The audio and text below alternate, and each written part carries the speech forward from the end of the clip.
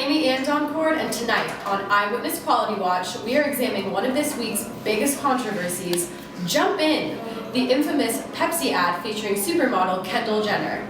We have some quality gurus here with us tonight of how brand management completely missed the mark, making the message of what could have been quality into a tragedy. Here's Sally with the story. Thanks, Amy Andoncourt. I'm Sally Sigma, and this is Quality Watch. Though good intentions were there, the Pepsi ad, which features an unnamed peace protest resolved by none other than Kendall Jenner, ended up making a mockery of a very real movement, Black Lives Matter. Pepsi CEO Indra Nooyi is known for being a strong advocate for left-wing social issues, but has been deemed a hypocrite by many after some controversies of her own. Nooyi is a strong advocate in Clinton's campaign and dissed Trump many times and went as far to say that Pepsi employees were scared for their lives with Trump in power. She quietly joined the President Trump's Strategic and Policy Forum along with other American CEOs weeks later. Quality Watch aims to take down these false claims of quality and explore the real problems. We have three very special guests with us today that will help illuminate the quality issues with Pepsi's ad and Pepsi as a company. Our first guest is management consultant W. Edward Deming with his 7 sins of deadly management. Hello, thanks for having me. So what's your take on this whole Pepsi debacle? Well, there are a number of glaring flaws in my opinion. This ad commits 3 of the 7 deadly sins of management, which is 3 too many. For starters, there's no constancy of purpose. Out of nowhere, Pepsi takes a bold stance on social justice when in the last decade, 26 individual brand managers have left the company. When you're cycling through so many brand managers, there's no way you can have consistency. Interesting perspective. Carry on. Another sin is an emphasis on short-term profits. Pepsi saw the opportunity to exploit causes like the Black Lives Matter movement in order to generate a buzz in order to make more money. This short-sighted plan also stems from another sin that they committed, which is running the company on figures alone. They did not take the time to check this ad for quality. They were just too focused on the money and wanted to get in circulation as fast as possible. Interesting thought. I'm sure our viewers gained a lot of insight today. Thank you for coming on the show with us. My pleasure.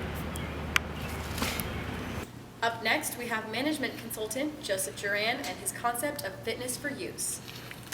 Hello, very excited to be here. It's good to have you on the show. So what's your take on this whole situation? Well, the Pepsi ad fails the only 2 fitness for use features that apply in 2 ads. In general, psychological and ethical.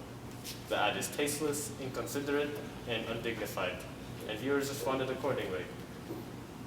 Not to mention the fact that Pepsi sought to use a social movement as a means of pushing product. You raised some valid points, Joseph.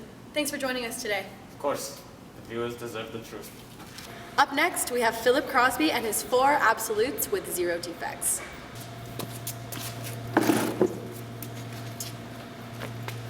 That Pepsi ad was just terrible. Yes, Mr. Crosby, we're very aware of your extreme stance on management in regards to defects. Can you perhaps speak a bit more on your philosophy? I'm not a big fan of Six Sigma. I believe that we must strive for 0 defects, for mere perfection. You can see that by cross-referencing my 4 absolutes. The Pepsi commercial just missed the mark for all of my absolutes. For the first absolute, quality was not defined as conformance to customer requirements. We, the customers, weren't expecting for Pepsi to talk about social issues. We just had a history of pop culture from them, a light-hearted commercials. Interesting, I see. Secondly, prevention. They didn't do their research and learn. That's why they didn't improve over the years with their commercials. We still remember the controversial frenzy when Pepsi released that Madonna Kissing a Saint music video. They didn't take the necessary steps to think about what they can do to avoid controversy. The third absolute is 0 defects. I'm pretty sure this is self-explanatory. They created controversial commercials before and they just did it again. I'm not a mathematician, but that's not 0, that's 2. Haha, too true, Crosby, too true. Actually, quality is free until you have non-conformance, and that's where the price is on quality. They are losing money for not complying to the VOC. I'm telling you, Pepsi is going to be in big trouble, reputation and money-wise, if they're not going to understand this and improve. That was very moving, Mr. Crosby. We hope you and your words will resonate within Pepsi and within all of us. That's all for tonight. We hope you enjoyed this segment. Have a good night, everyone. I'm Amy Andoncourt, and this is Eyewitness Quality Watch. And not only did I witness quality, I just got schooled.